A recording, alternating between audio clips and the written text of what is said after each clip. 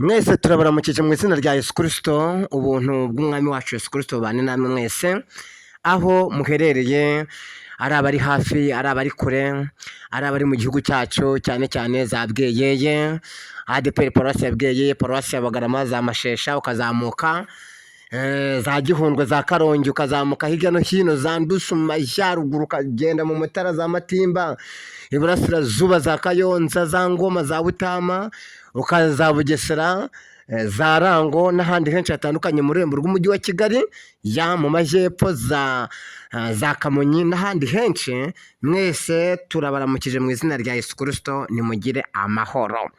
Ndashaka kubaha incamake y'igiterane cya Pantekote kiri kubera kuri ADEPR Nyarugenge, tariki 7 z'ukwa gatandatu 2025. Ni igiterane cyabereye mu rusengero kuko kuri stade yiyereka byarangiye tuhabura kuri finale nk'uko twagiye tubabwira. Ntabwo twabashije kumenya impamvu igiterane kitabereye kuri stade iyereka. Muri make abakristo bakubise baruzura, abandi bahagaze hanze, abandi bari kugikurikirana ku ikoranabuhanga bari inyuma y'urusengero. Ni igiterane mu Gakinjiro, hano hakorerwa ibikorwa by'ububaji. Abakristo barakubise buzuye, babuze aho bahagarara, muri jaride, ku mikindo. Mbese ni igiterane gikomeye ku rwego mudashobora gutekereza, ku rwego mpuzamahanga. Gusa abakirisitu bari kwimyoza bakavuga ati se iyo bakijyana muri stade cyangwa bakayijyana muri stade Amahoro cyangwa kuri stade i Nyamirambo. Ariko mu by'ukuri ndabihanganishije kuko nagerageje guhuza amajwi y'abantu, ariko numva bari kuvuga ati nibura se iyo tujya mu rusengero tukareba umwigisha atari ku ikoranabuhanga. Ariko nimuhumure, umwuka wera arabamunekera niba mufite mu mitima inzira zijya i Siyoni. Umujyi wa Kigali hari urutonde rw'amakorali. Urutonde rw'amakorali ni amakorali agera kuri 21 ahagarariye izindi mu mujyi wa Kigali. Ariko twikanze twibajije impamvu amakorali y'ibihangage tutigeze tuyabonaho kuri uru rutonde. Ariko namwe nimwihangane, wenda muzaririmba ubutaha. Ku ruhembe rwa mbere hari korali y'ababyeyi yo ku Muhima, korali Simuruna yo mu Kiyovu, korali Asimusi yo mu Nyakabanda, korali Hoziyana i Nyarugenge, korali Shalomo y'i Nyarugenge, korali Agape y'i Nyarugenge, korali Woshibutimu kuramya no guhimbaza y'i Nyarugenge, korali Gosheni Sejemu, korali Beura yo mu Gatenga, korali Sinayi ya Kamashashi, korali Philadelphia ya Kagarama, korali Jehova Yishire yo kuri Yerika ibarurirwa muri Paruwase ya Gasave ku itorero rya Gasave, korali Silowamu ya Kumukenke, korali Amahoro y'i Remera, korali ari ku Ngoma ya ku Gasave, korali Abakorera Yesu yo mu Rukurazo, korali Ijwi ry'Umwami Yesu ya Kacyiru, korali Isezerano y'i Kabuga, korali ya Sipi ya Rugarama na korali ya Kinyinya. Mana ishimwe. Ku rutonde rw'aya makorali haraza kuririmba amakorali 21. Twibukiranye yuko igiterane cyatangiye saa 3 kirasoza saa 11. Ni ubwa mbere dukoze igiterane cya Pantekote mu Rwanda, nta mushyitsi watumiwe waturutse hirya no hino. Twari tubimenyereye yuko haraza kuza wa Mutanzaniya, reka ntawe batumiwe. Ntabwo twabasha kumenya impamvu bakoresheje abasangwa muri rusange. Umuhuzabikorwa w'igiterane ni regionali w'umujyi wa Kigali, w'ururembo rw'umujyi wa Kigali, Pasiteri Valentin. Nguko nuko bihagaze.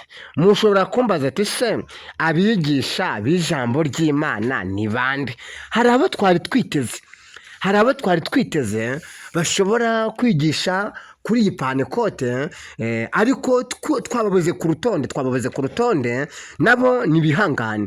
Twari tuzi ko bashobora gukoresha umunyamwuka uza ku isonga regional w'ururembo rwa Rubavu, Pasiteri Uwambaje Emmanuel. Uwo nguwo ntabwo yabashije gutumirwa nibura ngo adusangize Pantekote. Twari tuzi ko baza gutumira Pasiteri Michel Zigirinshuti, nawe twamubuze ku rutonde. Twari tuzi ko igiterane kiza kubwiriza n'umushumba mukuru w'itorero rya Pantekote mu Rwanda ADPR, Pasiteri Ndayizeye Isaie, yagiye mu rugendo rw'akazi rw'ivuga butumwa. Hari abantu benshi twari tuzi ko kiza kubwirizamo umukongomani witwa Munongo Stefano, nk'uko twabitekerezaga mu bitekerezo, ariko nawe twamubuze. Twari tuzi ko wenda nibura bashobora gutumiramo Reverend Pasiteri Masumbuko Emmanuel, none nawe yabuze. Twari tuzi ko kiza gutumirwamo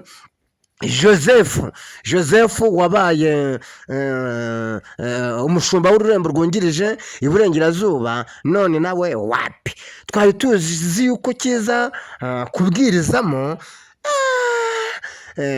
bano bavuga butumwa bamamaye mu gihugu cyacu, cyangwa nibura bagatumira Usabwimana Samuel wabaye umuvugizi wa Pantekote mu Rwanda ADPR, none nawe twamubuze.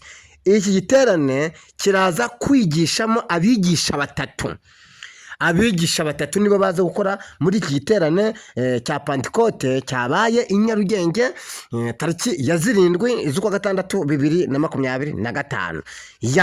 Nubwo abakirisitu bahagaze hanze, nubwo abakirisitu bitabiye, namwe muri kumva nyine n'urusengero rwa ADPR ari runini, uturere dutatu Gasabo, Kicukiro na Nyarugenge, uri kumva ntabwo babona ahantu bajya, maze na stade ya Yerika irakubita kuzura, hanswe i Nyarugenge itajyamo abantu 5,000. Mu gihe stade Yerika ijyamo abantu buri hejuru 25,000, ukumva ko nta na kimwe cyari cya kabiri n'ibice 75 nibura baza, dukereranyije mu bari kuza kuri stade. Impamvu batumye igiterane kibera i Nyarugenge cya Pantekote nuko ari mu gihe cy'imvura nyinshi, tubyibukiranye, nuko ari Butamuso. Gatatu nuko amateraniro yo hanze atemewe. Icya kane nuko abakozi b'itorero, abarimu n'abapasitori n'abashumba batujuje ibisabwa bagiye gusezererwa. Regional w'umujyi wa Kigali Pasiteri Valentin, umuhuzabikorwa akaba ari umuyobozi w'iki giterane, yakiriye abarimu n'abapasitori n'abashumba hahaguruka bakeya ukurikije uko bangana mu rurembo rw'umujyi wa Kigali. Ariko dukomeje kubihanganisha muri rusange. Abigisha b'ijambo ry'Imana, uza ku ruhembe rwa mbere ni umudamu witwa Alisa. Umudamu witwa Alisa akaba ari umudamu ugira ijambo, wateguwe n'Imana kugira ngo adusangize muri Pantekote ya 2025.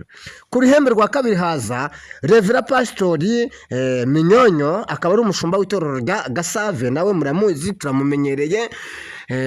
Imana imushyigikire adusangize Pantekote.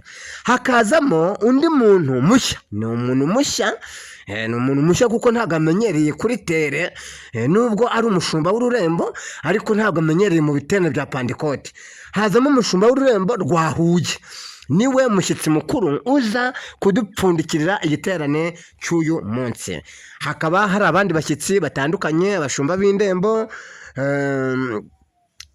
harimo umushumba w'ururembo rwa Gicumbi, umushumba w'ururembo rwa Nyabisindu, umushumba w'ururembo rwa Huye, harimo madamu wa Pasiteri Jonari Uwambaje Emmanuel, umushumba w'ururembo rwa Rubavu, harimo umudamu w'umuvugizi w'umushumba mukuru w'itorero rya Pantekote mu Rwanda ADPR. Mbese abo nibo bashyitsi bakuru twari twiteguye. Dore igitangaza rero, twategereje yuko nibura hegerana nk'abahanzi 2 cyangwa 3 cyangwa 4 bo muri ADPR turababona. Twari tuzi ko Mugabo aza kuririmba, twari tuzimo abandi bahanzi bakomakomeye ba Rushema bakobaza kuririmba nibura ari timu y'abahanzi nka 3 cyangwa 5, ariko koko ibihe birahinduka kuko n'abahanzi nyine abahanzi baradususurutsa. Abahanzi nabo ni impano zigaragara muri Bibiliya, impano zo kuririmba nk'uko Dawidi yaririmbaga, imyuka mibi ikava kuri Sawuli. Buri impano yo kuririmba ituma imyuka mibi yeyuka ikava mu bantu muri rusange. Bene data mudukurikiye, abari hafi ndetse na kure mu bihugu byinshi bitandukanye, abakomeye n'aboroheje, abatari kubasha kubikurikirana ku ikoranabuhanga, ntugende udakoze subscribe, like ndetse na comment. Ijambo baza kwigishaho bateguwe mu giterane ni igitabo cy'ibyakozwe n'intumwa, igice cya mbere umurongo w'8. Icyakora muzahabwa imbaraga umwuka wera nabamanukira, kandi muzabaga bo kumpamya i Yerusalemu ni Yudaya yose no kugeza ku mpera y'isi. Amen. Iri jambo rikaba ryaranditswe na Dogiteri Luka, akaba yari umwanditsi w'amateka, yari umuhanga mu kuvuga, akaba yaragaragaje uko abitorero basangiraga ibyabo. Muri iki gihe itorero ryishwe n'ibyaha, muri iki gihe itorero ryishwe ibyaha byinshi bitandukanye byamaje kwinjira, ibyaha by'ubutinganyi, ubusambanyi, kunywa inzoga, ubugambanyi n'ibindi byinshi n'inzika biri mu mitima y'abantu, nk'uko umushumba umwe w'Ururembo yabivuze kuri social media ngo ibyaha ni bibi, mwebwe muze kumanukirwa n'umwuka wera atsinde ibyaha abemeze, kugira ngo dukomeze dukundane kandi tugirane ubumwe 5 kuri 5. Bye bye abashumba b'amaparuwasi, abashumba b'indembo, abashumba b'abapasitori, abashumba b'abarimu. Titire babahaye ni y'agakingirizo. Ntabwo umuntu aba umushumba atarasengewe, ntabwo umuntu aba umushumba atararambikaho ibiganza. Ni akantu babahaye kugira ngo kabahuma amaso abo bose batujuje ibisabwa. Nyuma ya Pantekote bose bagiye gusezererwa, habashe gukora abujuje ibisabwa muri rusange. Mwebwe mudukurikiye mukomeze murebe korali Gosheni, korali Hoziyana, korali Philadelphia, korali Silowamu ya Kumukenke, korali Amahoro y'i Remera, korali Yesu ari ku ngoma ya Gasave, korali Jehova Jire, korali Isezerano y'i Kabuga, korali Asumusiyo mu Nyakabanda n'andi makorali menshi muri rusange. Mwese mbifurije gusengera umuvugabutumwa w'uyu munsi, n'abavugabutumwa 3, umuvuga Alisa, umushumba Minyonyo wo ku Gasave, n'umushumba w'Ururembo rwa Huye muri rusange.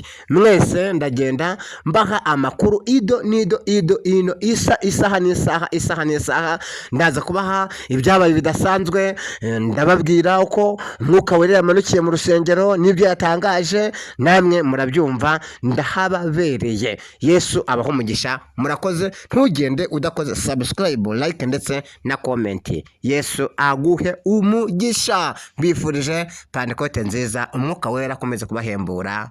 Amen.